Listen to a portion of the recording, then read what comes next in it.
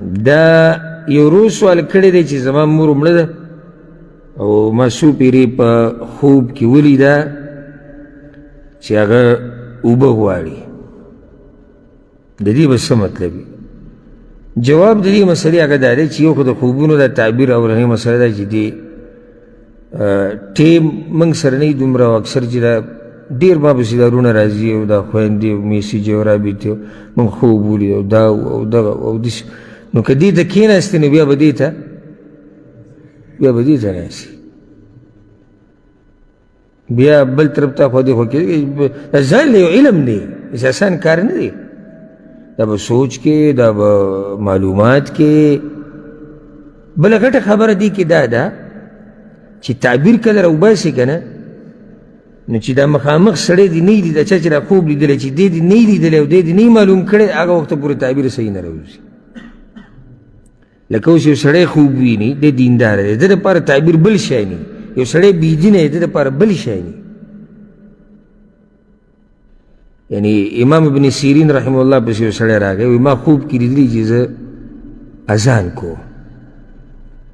بل راغی وایي ما خوب کې لیدلی چې زه اذان کوم. نو هغه یو ته ووایي وایي ته به حج له ځې، هغه بل ته ووایي وایي ته به غلا کوې. خلک حیران شو چې دا دواړو خوب یو شان دی، نو ولې دې دا فرق وکړو؟ هغوی دا اولنی دیندار و. ابراهیم علیه السلام ته الله ویلي وأذن فی الناس بالحج، خلکو ته اعلان وکړه، اذان اعلان ته اعلان وکړه د حج. دا دویم بېدینه و، د الله نه لرې سړی و، نو د دې سره مناسب دا و فأذن مؤذن بینهم ای ایتها العیر انکم لسارقون. یوسف علیه السلام قصه کې وکړه، اذان کوونکي اعلان کوونکي اعلان وکړو چې ای قافلې تاسو څه تاسو غلی د باچا پیاله چا پټه کړې ده. نو دا خلکو سره تعلق ساتي. بله ورځ یو چا سوال وکړو د یو عالم نه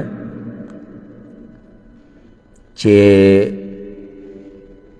ما خوب لیدلی دی چې سپین ویښته زما د پوندې لاندې راختلي.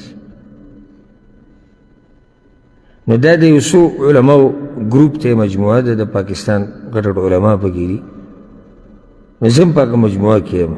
نو په هغوی کې یو دغه شیخ چې دی په دې تعبیر راویستو کې انتهایي تکړه دی، دی تخصص دی.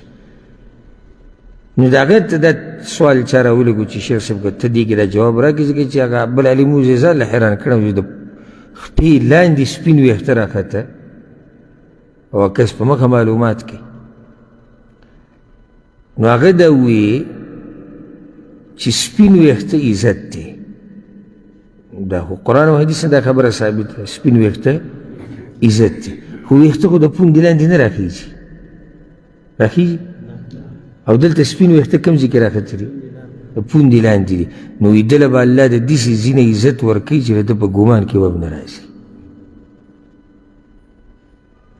یعنې چا دا ګمان راتی شي چې خپې لاندې به ویښته راوخیږي؟ نه. نو دقه شان دله به الله د داسې ځینه عزت ورکوي چې د ده په ګمان کې به نه راځي. نو دا ځان له یو علم دی. او لا بعضو خو نن سبا تجارت جوړ کړی دی، لایف بناسي په فیسبوک او په یوټیوب، او خوبونه ورته خلک رالیږي او هغوی جوابونه ورکوي. او په دغه چینلو چې څومره ګڼئ که نه، دا به بل ځای کې تاته نه میلاویږي. لکه دغه خوبونه دي او ډز او دوی په دغه لینډ کې وایي مونځ اودس به نه کوي، خو د خوب تعبیر له په مولوي صاحب پسې راځي. یاره مولوي صاحب وایي خوب داسې ویلم، نو ته دې نه ولې نه یېرېږې؟ ته چې دا مونځ نه کوې. یېرې خبره خو دا ده، د یېرې خبره خو دا ده چې تا ګیره خریلې ده، ګیره وړه کې، بېدیني کې، حرام خورې، د یېرې خبرې دا دي. او یو خوب دې راغستی دی، کله به یو ځای ته ځي او کله بل ځای ته ځي. دا ځان له علم دی. ځکه اکثر زه ترې ځان سیټ ته ساتم د دې قصو نه، ځکه دې کې مصروف شو نو بیا بل کار نه شي کولی، بیا به دقه ګورې او دا رموز او دا داسې او دا داسې او پلانې څنګه او هغه داسې. خو دا یو سوال مخې ته راغی، ما زه دې به جواب وکړو. تعبیر د دې مشهور تعبیر چې کوم دی هغه دا دی والعلم عند الله، چې کله دې مړی ولیدو په خوب کې او هغه اوبه غواړي که نه، نو دا مړی د دې ژوندونو دعا غواړي. ولې؟ ځکه چې اوبه دا رحمت دی، اوبه رحمت د الله دی، او دی څه غواړي؟ اوبه غواړي که نه. نو معنی دا چې دی د دوی نه د رحمت سوال غواړي چې زما دپاره د الله نه رحمت وغواړي، او یا په ده باندې د چا قرضه ده، څه حقوق یې پاتې دي، نو پکار دا ده چې دا کشران دغه حقوق هغه ادا کړي. دوو خبرو کې یو وایي، یا خو په ده باندې څه حقوق پاتې دي او دې کشرانو ته وایي چې دغه حقوق چې کوم زما په ذمه پاتې شوي دي هغه پوره کوي.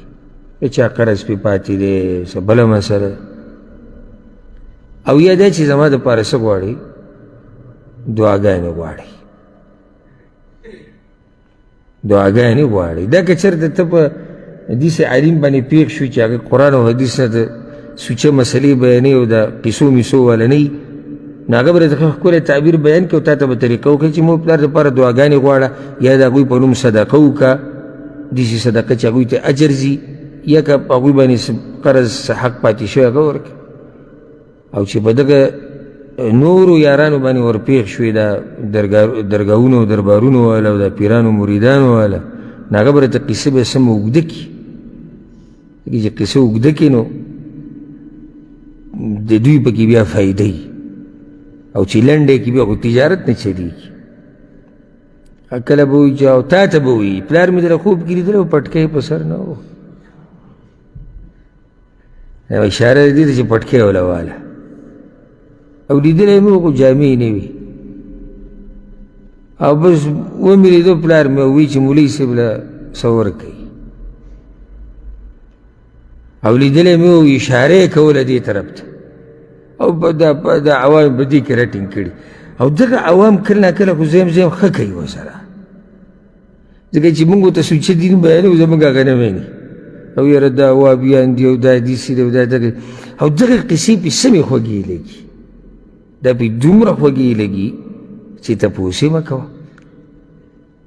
نو والله اعلم د دې معروف تعبیر هغه څه دی چې مړی کله اوبه غواړي،